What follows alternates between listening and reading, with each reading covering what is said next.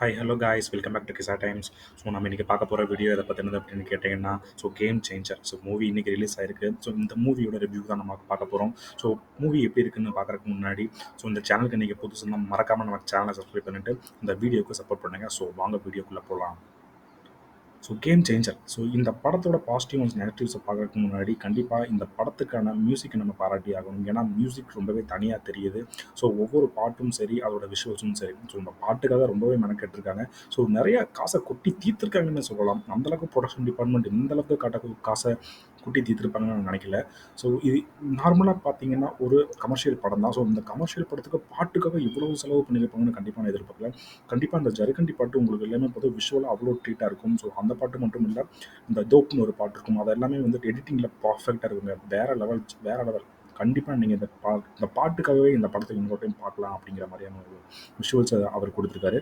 அந்த அளவுக்கு பார்த்தீங்கன்னா இந்த பாட்டு அந்த அளவுக்கு இந்த படத்தை கொஞ்சம் பேலன்ஸ் பண்ணுதுன்னு சொல்லலாம்.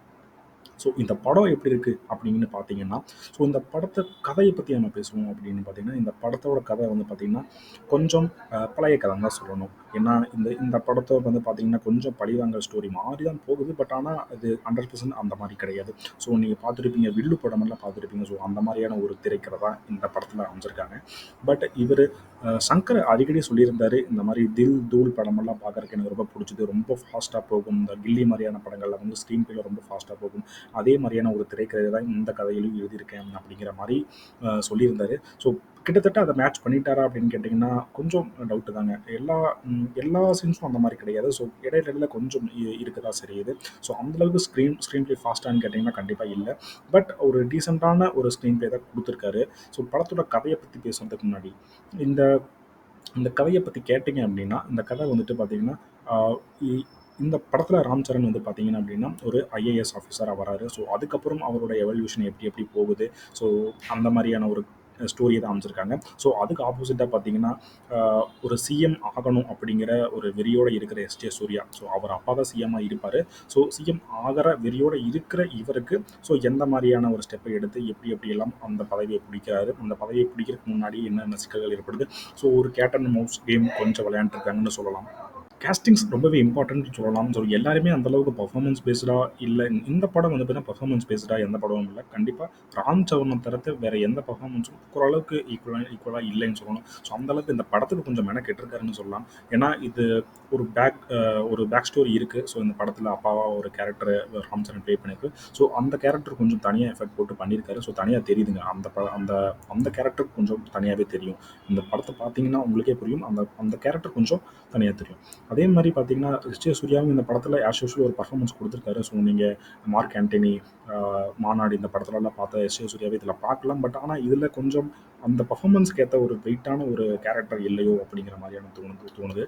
அந்தளவுக்கு ஒரு கேட் அண்ட் மவுஸ் தாங்க. கேட் அண்ட் மவுஸ் கேம் மாதிரி தான் போயிட்டே இருக்குது. பட் ஆனால் இருந்தாலும் அந்த அளவுக்கு ஒரு ஒரு டெப்த் இல்லை அந்த கேரக்டரில். ஏன் பண்ணுறா, எதுக்கு பண்ணுற ஒரு வில்லனிசம் இன்னும் கொஞ்சம் கவராக கொடுத்துருக்கணும் அப்படிங்கிற மாதிரி எனக்கு தோணுச்சு. இந்த படத்தில் நிறைய விஷயங்களை பேசலாம் நெகட்டிவாக. ஆனால் பட் கொஞ்சம் சங்கருக்கு இந்த போன படம் ஃப்ளாப் ஆனதுனால என்னவோ தெரியல, இந்த படத்தில் ஒரு ஃப்ரீடம் இல்லையோன்னு கொஞ்சம் தோணுச்சு. ஆல்ரெடி அவங்க சொல்லியிருந்தாங்க இந்த படத்தை படத்தை பார்க்குறதுக்கு முன்னாடி எடுக்கிறதுக்கு முன்னாடி நிறைய ப்ரொடக்ஷன் இன்வால்வ்மெண்ட் இடையில இருந்தது அப்படிங்கிற மாதிரியான நியூஸ் வந்துகிட்டு இருந்தது. படத்தை பார்க்கணும் இடையில அப்படிங்கிறதுனால. அவங்களுக்கு நம்பிக்கை இல்லாத இந்தியன் 2 ஃப்ளாப் ஆனதுனால கொஞ்சம் நம்பிக்கை இல்லாமல் போயிடுச்சு அப்படின்னு நிறையா நியூஸஸ் வந்துட்டு இருந்தது. அதெல்லாம் அப்பாற்பட்டது. ஆனால் இருந்தாலும் படம் எப்படி இருக்குது அப்படின்னு கேட்டிங்கன்னா ஒன் டைம் வாட்சபிளான ஒரு படம் தான்.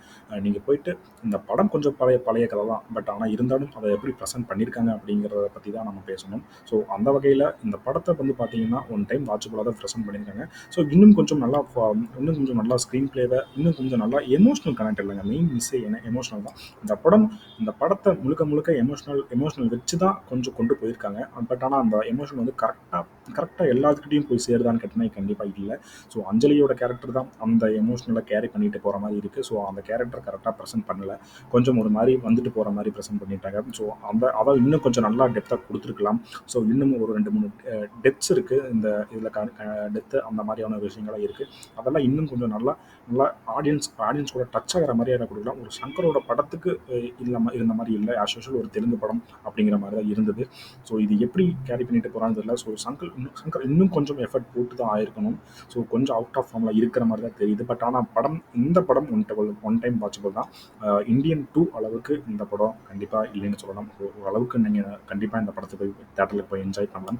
ஸோ உங்களுக்கு எப்படி இருக்குன்னு படத்தை பார்த்துட்டு தயவு செஞ்சு இந்த வீடியோக்கு வந்து கமெண்ட் பண்ணுங்கள். ஸோ உங்களோட தாட்ஸ் அண்ட் வியூஸ் அண்ட் படம் பார்த்தவங்க உங்களோட தாட்ஸ் அண்ட் வியூஸ் அண்ட் நீங்கள் எப்படி இந்த படத்தை பார்த்து எக்ஸைட் ஆனீங்க அப்படிங்கிறத மறக்காமல் கமெண்ட் பண்ணிட்டு போங்க. ஸோ இதே மாதிரியான இன்ட்ரெஸ்டிங்கான வீடியோ உங்களை நெக்ஸ்ட் நான் மீட் பண்ணுறேன். அண்டில் தென் பாய்.